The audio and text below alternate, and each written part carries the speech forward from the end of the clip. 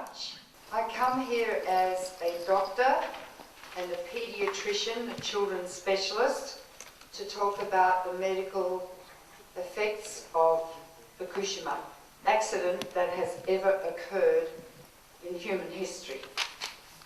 It was very severe to have 3 nuclear meltdowns, which has never occurred before. An enormous amount of radiation was released, and luckily for the first few days the wind was blowing from east to west and it blew across the Pacific Ocean. But then the wind changed and blew northwest across Japan, and in fact radiation was blown to the south. As you know, the Japanese government was assessing the radiation with a system called speeding, and they knew where the radiation was going, but they didn't inform the people because they didn't want to create panic. So the people fled into the path of the maximum radiation. I have followed the Chernobyl accident very closely, but the Russians were much more proactive in removing people than the Japanese government has been in looking after its people. What the Japanese politicians and TEPCO seem not to understand is that children are 10 to 20 times more sensitive to the effects of radiation than adults. Little girls are twice as sensitive to getting cancer from radiation than little boys. And fetuses are thousands of times more sensitive to being affected by radiation than adults. 2 million people live in the Fukushima prefecture, and 250,000 people live in Fukushima city, which is quite radioactive. I'm absolutely amazed that the Japanese government allows children to live in highly radioactive areas when the Russian government, in fact, evacuated children from similarly contaminated areas. I'm very aware that the Japanese government is strongly influenced and indeed in some cases controlled by TEPCO and the nuclear industry. I'm also aware that the politicians are medically and scientifically illiterate and don't really understand the problem in depth. To allow children and pregnant women and women of childbearing age to remain in Fukushima prefecture and Fukushima city and in areas of very high radiation is medically criminal. Many of these children will develop cancer during their lifespan, but it takes a long time to incubate cancer, 5 to 70 years, as we learned from the Hiroshima and Nagasaki data.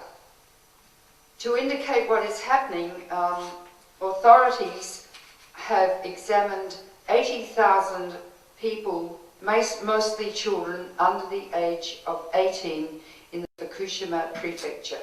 They have done ultrasound examinations of the children's thyroid glands and found that 40% have thyroid abnormalities, which is incredibly rare in pediatrics. Some of these children almost certainly are bound to develop cancer of the thyroid, and indeed one 12-year-old boy has already been diagnosed with it, and a girl aged about 16 may already have developed cancer. They're testing her now. It took 5 years for the children around Chernobyl to start developing cancer, but these children are showing symptoms and signs that indicate that they may well develop cancer in the future, indicating that they got a really high dose of radiation, higher than at Chernobyl. It seems to me as a doctor that the Japanese government is much more interested in protecting TEPCO than it is in protecting the Japanese people. It is imperative that the children living in high radiation areas, women of childbearing age and pregnant women be evacuated, and that their costs be covered, that their costs for moving and living in a new house be covered by the federal government. Indeed, the federal government has bailed out TEPCO rather than looking after these very, very vulnerable people. Radioactive elements concentrate in food: mushrooms, spinach, rice, tea and fish. You can't taste radiation in food, nor can you smell it, nor can you see it, and people are eating radioactive food from Fukushima, and there are no regulations about radioactive food being consumed in Japan.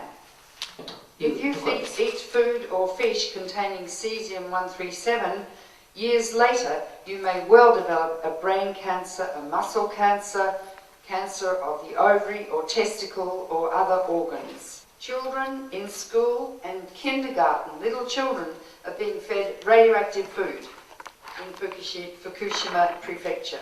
This is medically immoral.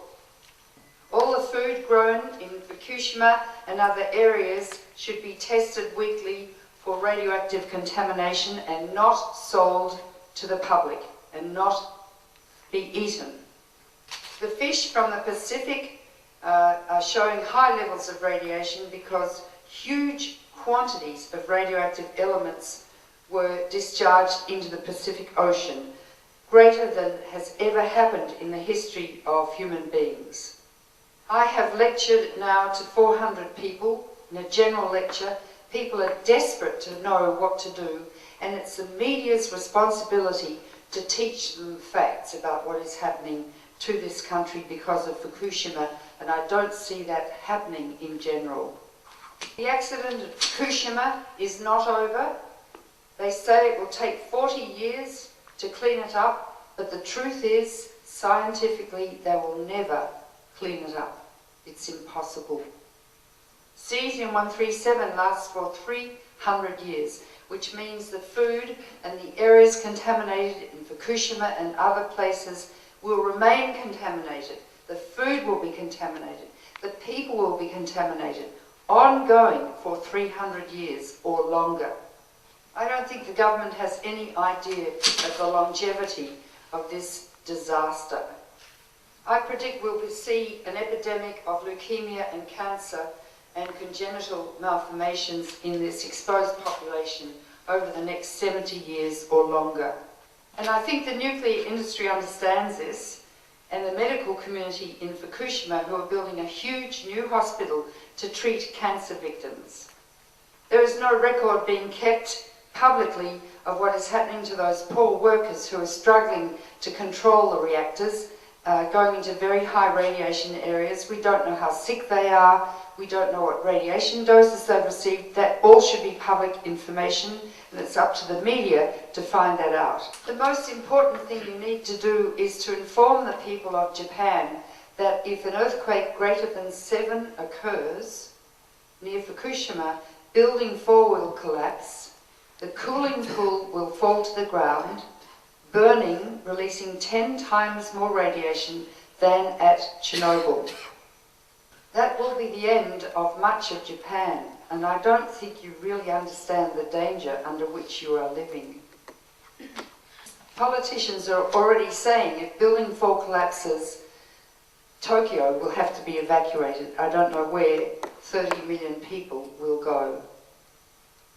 The Japanese government and TEPCO have not allowed foreign companies, the Nuclear Regulatory Commission from America, and specialists to come and help reinforce Building 4. And it's going to take them alone 2 years to fix it, to get a big crane on top to move the spent fuel rods. Anything could happen in 2 years. Why have they not reached out to the international community? And the last thing to say is that radioactive debris from around Fukushima is being taken to other areas of Japan and incinerated, thus spreading radiation in other areas of Japan. That's criminal.